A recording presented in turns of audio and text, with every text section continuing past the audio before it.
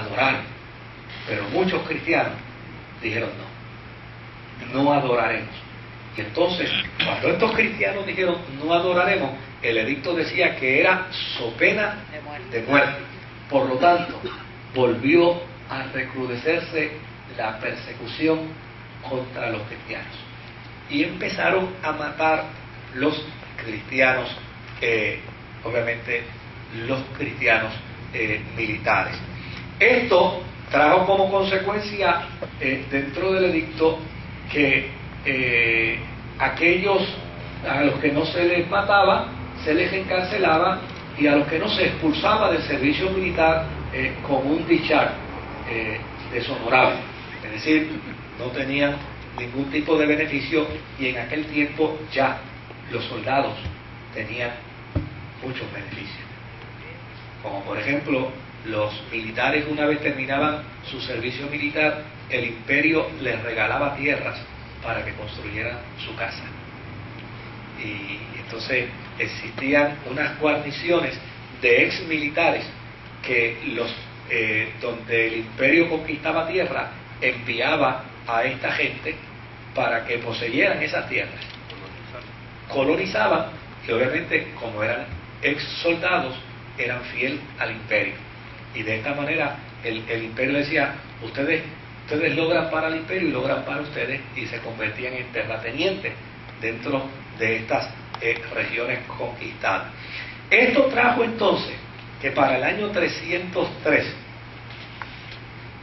Diocleciano emitiera un edicto contra los cristianos, ordenando destruir los edificios de los cristianos, los libros de los cristianos, y privar a los cristianos de los derechos civiles. Es decir, no había cobertura de derechos civiles para los cristianos.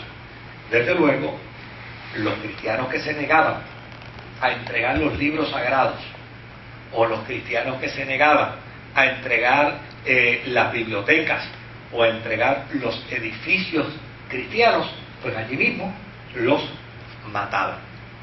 La situación se complicó aún más para los cristianos.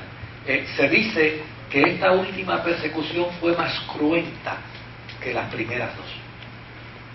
Fue más dolorosa que las primeras dos. Fíjese lo próximo que se hizo.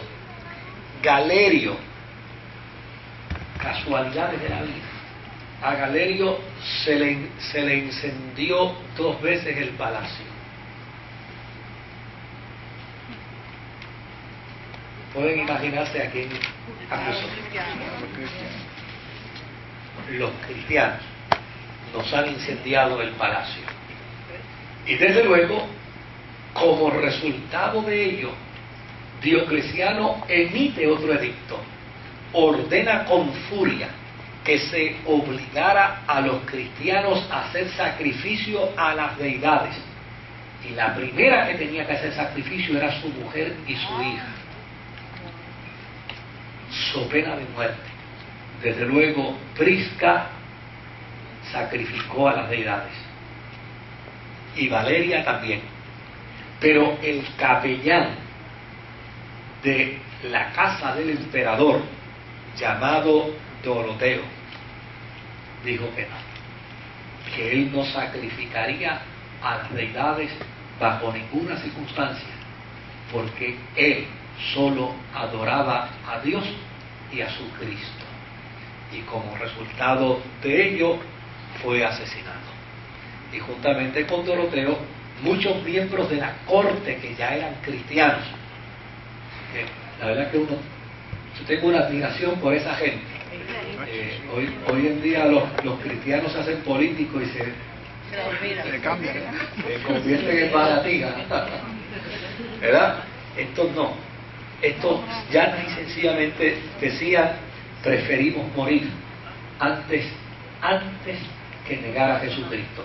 Y de hecho, por eso se llama que esta tercera persecución de la cristiandad fue más cruenta, porque aquí ya la iglesia había logrado escalar. Imagínense, estaba en la casa del emperador, estaba en la corte del emperador, y del emperador más importante, del Augusto. O sea, del emperador de Oriente, llamado Diocleciano. O sea, la iglesia gozaba de unos favores y de unos privilegios extraordinarios. Ya tenía edificios, ya tenía bibliotecas, ya tenía templos. La iglesia ya estaba en una posición privilegiada. De repente todo eso se vino abajo, todo eso se fue a pique. Y ahora la iglesia tiene que enfrentar la persecución de cristianos militares, tiene que enfrentar la persecución de cristianos dentro del imperio, dentro de la corte, y de cristianos humildes y sencillos que seguían al Señor, que tenían gran gozo, porque el cristianismo ya había escalado peldaños altos. Ahora, por el otro lado,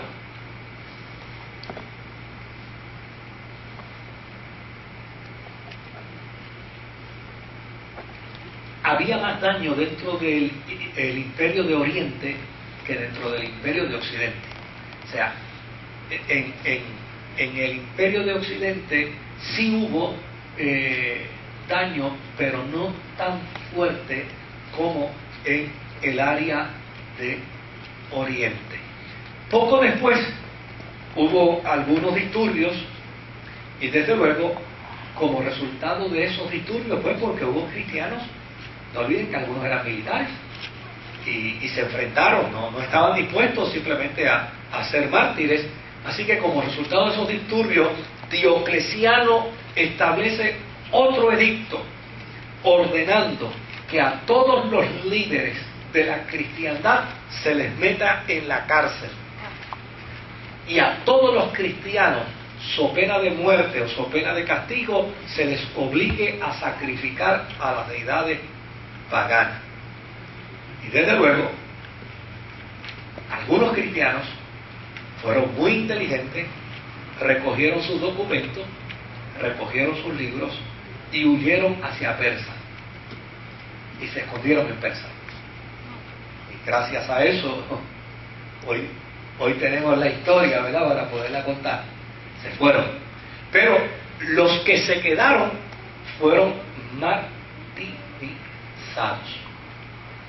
Ya para el año 304 Constancio enfermó, y desde luego Galerio lo obligó a abdicar del trono. Y cuando Galerio obliga a Constancio a abdicar del trono, entonces intimida a Maximiano, que está en el lado de Occidente, y con la intimidación le dice: y tú también tienes que abdicar del trono. Y de esta manera entonces Galerio refuerza su ejército, y desde luego al reforzar su ejército, entonces empieza a fortalecerse el poder de Galerio, y Galerio era el gran enemigo de los cristianos. Constancio Cloro entonces ocupa la posición que tenía Maximiano, y desde luego Galerio ocupa la posición que tenía Augusto, el Augusto Diocleciano. Lo quitó del poder, lo eliminó del poder, y se ubicó Galerio en el poder del Augusto. Una vez se ubica en ese poder, desde luego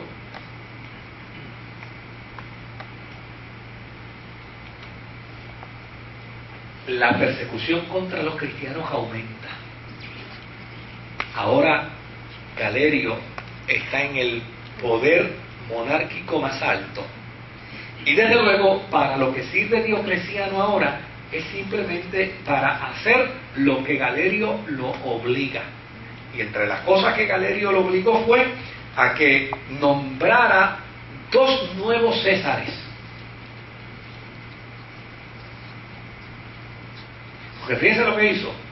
A Maximiano lo obliga a abdicar del poder, pero entonces sube a Constancio.